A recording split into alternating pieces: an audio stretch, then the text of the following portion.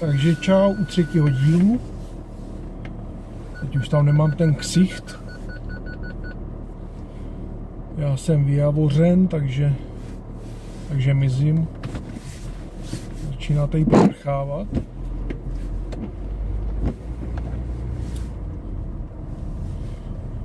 No, už se to tady začíná plnit lidma.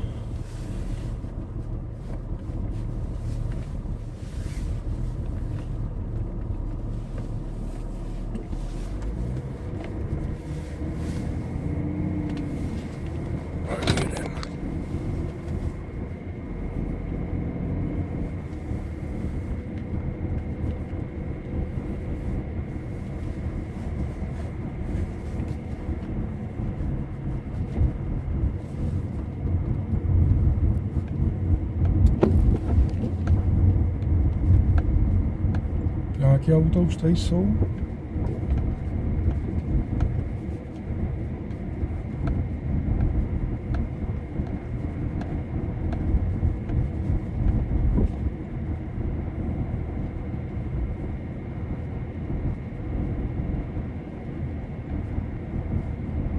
Dal jsem si kávu a Red Bull.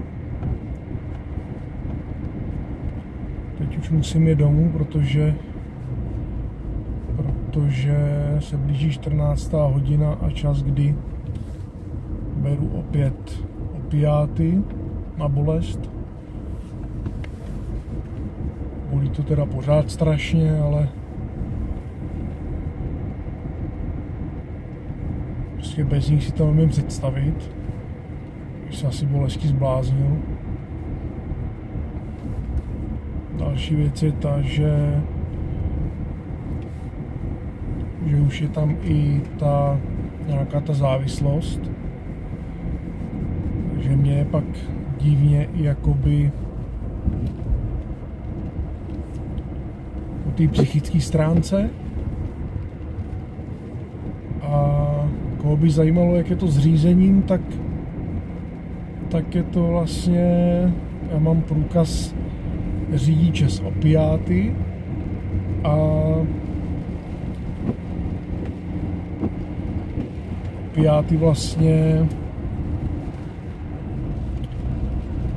mě nerozptylujou od řízení víc než samotná bolest. Buchty tady koukám sportujou. Tady začíná fakt něco poletovat.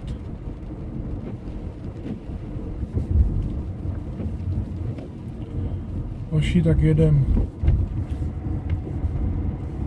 Nevím, proč jedem 30.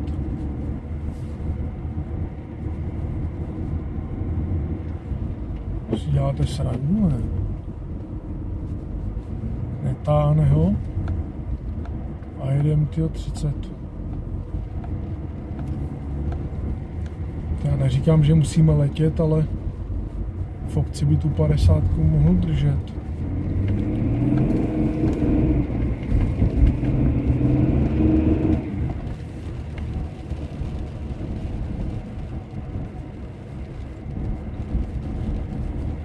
Už je lepší.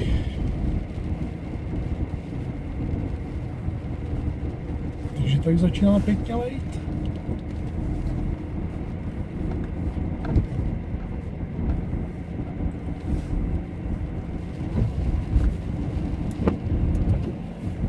Takže to vidím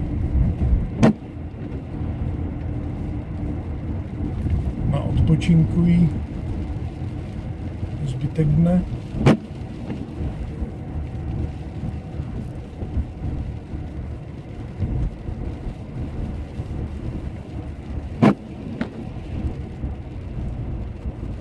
Mimochodem na tom Javoru vaří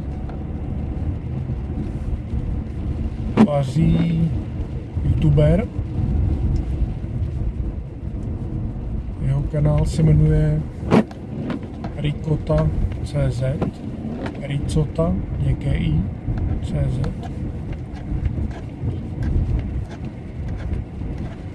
To je jako zajímavost. Koukal jsem, že tam má pár videí na svém kanále.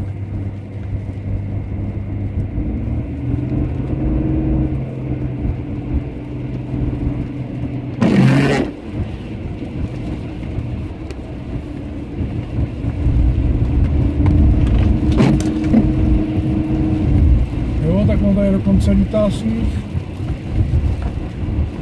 Takže to je nějaký déšť se sněhem.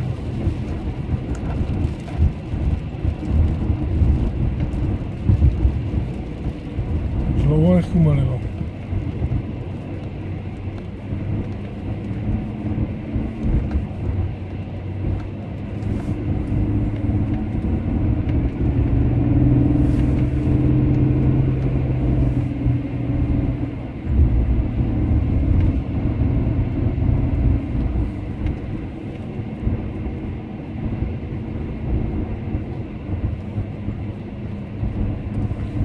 Kdybyste náhodou někdo používal Galaxy S6 Edge, konkrétně verzi Plus, se 64 GB, se 64,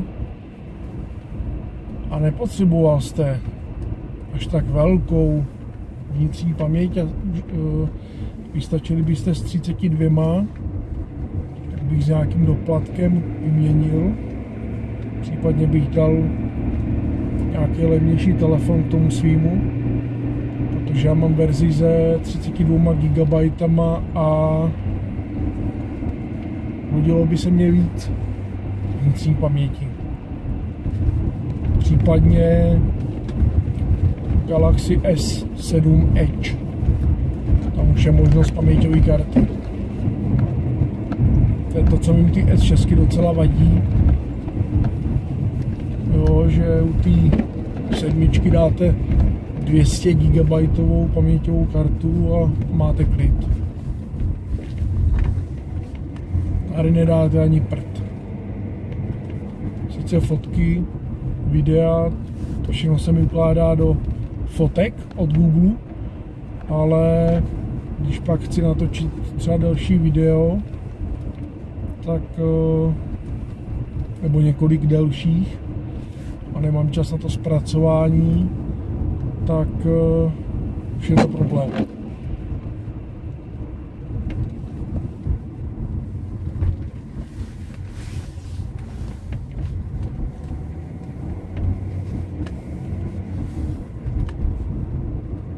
Jo, tady zrovna v těchto místech, no.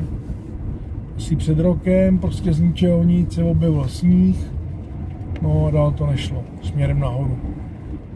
Jo, a tady bylo takhle prostě sucho, no ale tam se ještě držel sníh.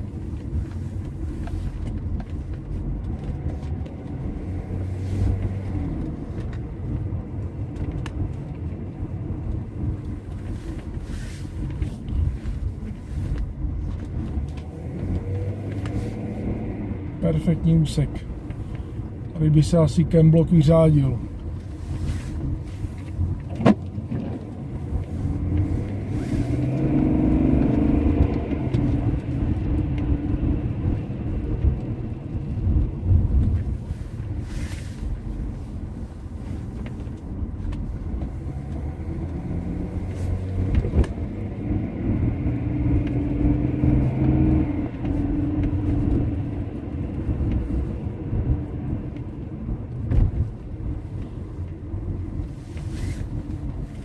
To je výhled na obec Chvaleč. Tady vykáceli.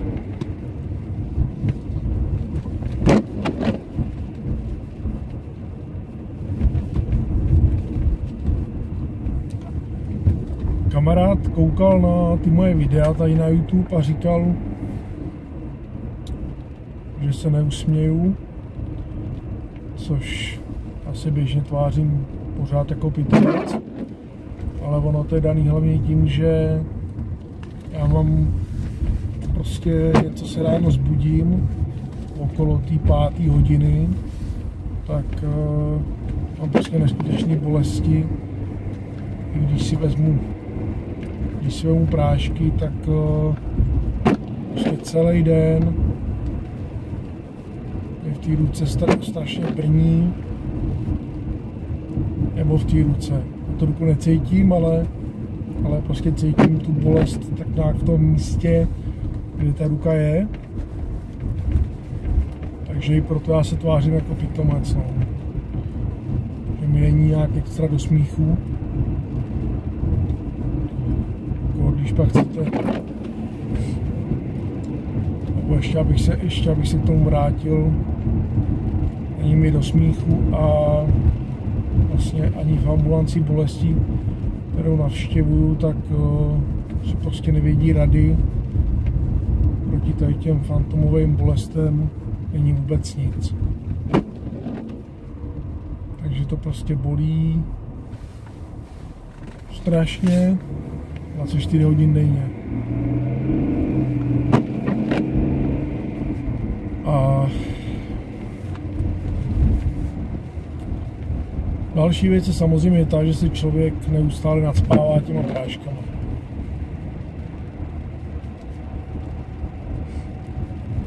Je další problém, že tak jsou z toho špatné nálady. Tvářím se jak kabus a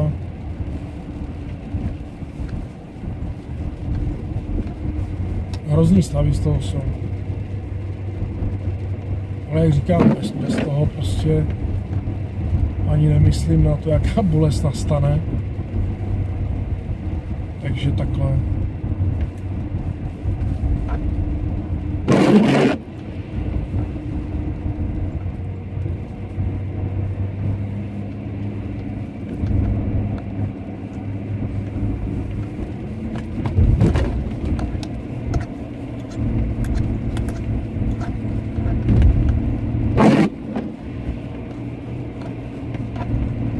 Vůbec nevím, jak to bude v příštích letech, protože samozřejmě z těch prášků ty stavy jsou čím dál horší,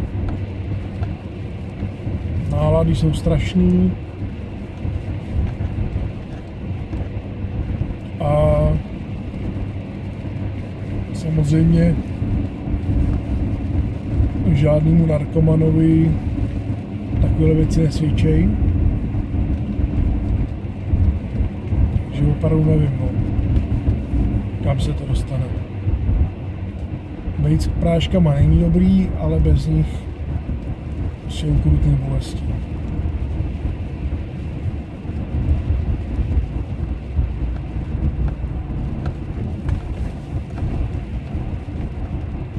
Takže já jsem dneska natočil 3 videa a já bych tam. Mám minimálně pro dnešek splněno.